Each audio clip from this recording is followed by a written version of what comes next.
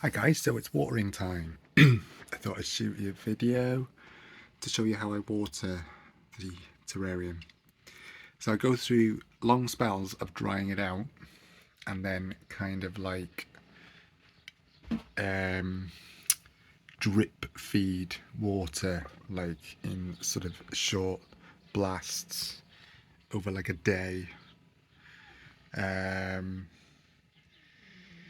in between light mistings of the humid zone, which is at that back here there, to provide access to water for Mr. Jinx. So what I have been doing is filling up my water bottle, okay, a spray mister, pump spray. A good gauge is to look at the drainage layer, to look at the substrate underneath. We can see there's a little bit of fungus developing here, but that's nothing to worry about. It's completely normal and will clear itself up. But if you look, you can see like the water trails, but you can see how dry sort of this area is, this sort of section here. This is why this terrarium is a good design for this kind of setup, because you can see the different layers of soil underneath and you can gauge whether it's moist or dry. So okay, so this has been drying out properly for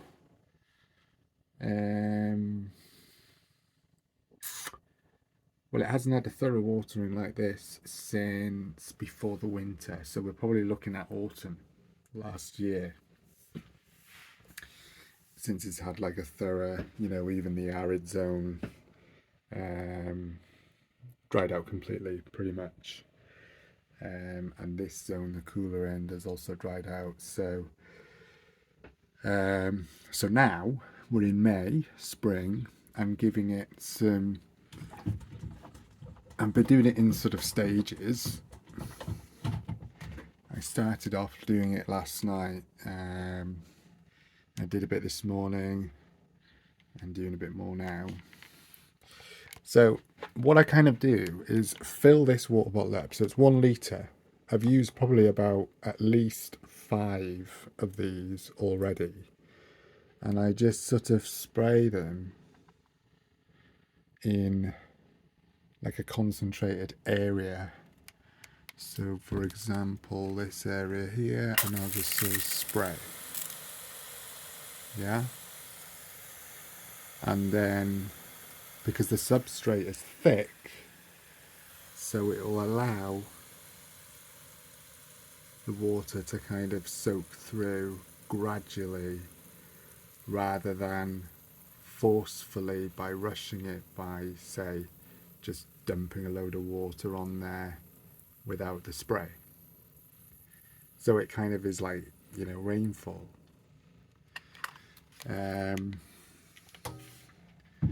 So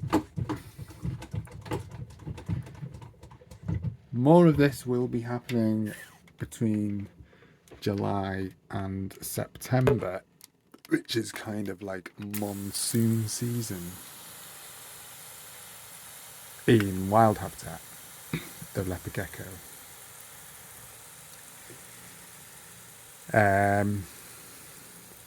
And where they live in the wild, they have prolonged dry seasons, yeah, generally.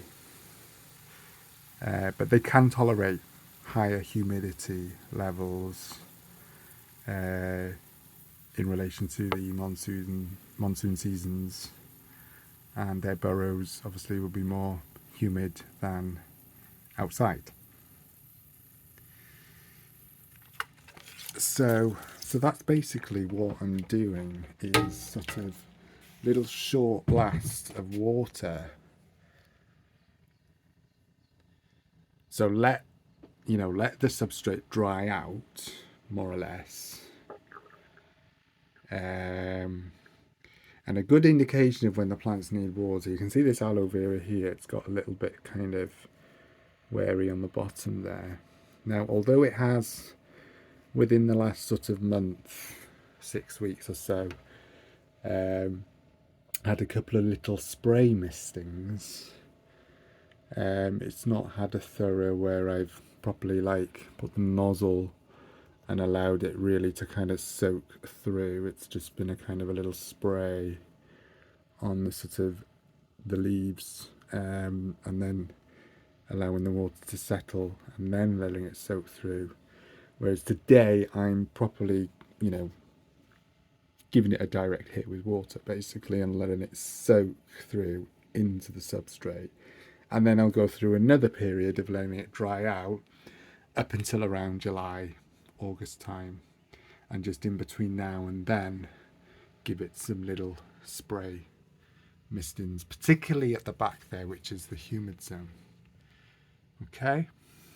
So yeah, it does take a bit of time, but it is worth it because it kind of refreshes the life in there, especially like the plants and the insects as well. Yeah, it's amazing what insects you see popping up after giving it a watering. So let me just, so for example here, this asparagus fern, you can see that the leaves here, I mean this is a tough species of plant anyway. It's a common house plant, and there is a type of asparagus fern that grows in leopard gecko wild habitats. So this is one of the reasons why I decided to buy one to go in the terrarium. But these yellow leaves are a sign that the plant could do with some more water.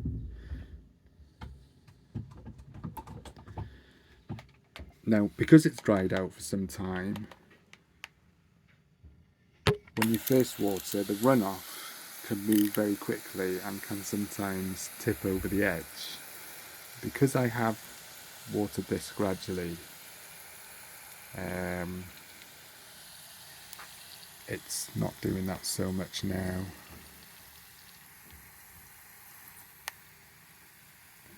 But I'm just placing the nozzle in one sort of area and letting it soak through without drowning everything.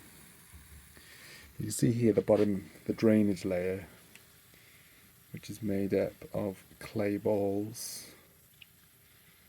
That will retain moisture for some time and generate sort of like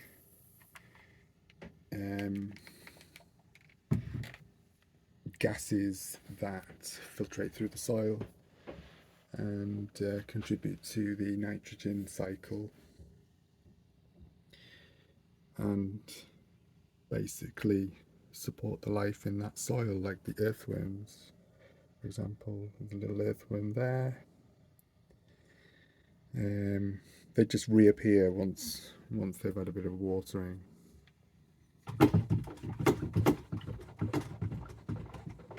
So that's basically how I do it. It does take time, but it's worth it. And amazingly, keep bashing that against the pane of glass. I thought, so I've got a mint plant. It's a spearmint. So you can see the sort of stem here. I thought it died in the winter, but it's actually grown back. You can see there's another shoot just there. Okay, so that's still alive and growing.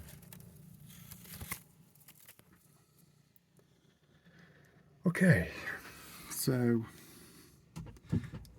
basically the idea with watering an arid setup is to allow it to completely dry out and then gradually water it again in short blasts with a spray mister and just concentrate the spray mister in certain spots until you've covered the whole terrarium.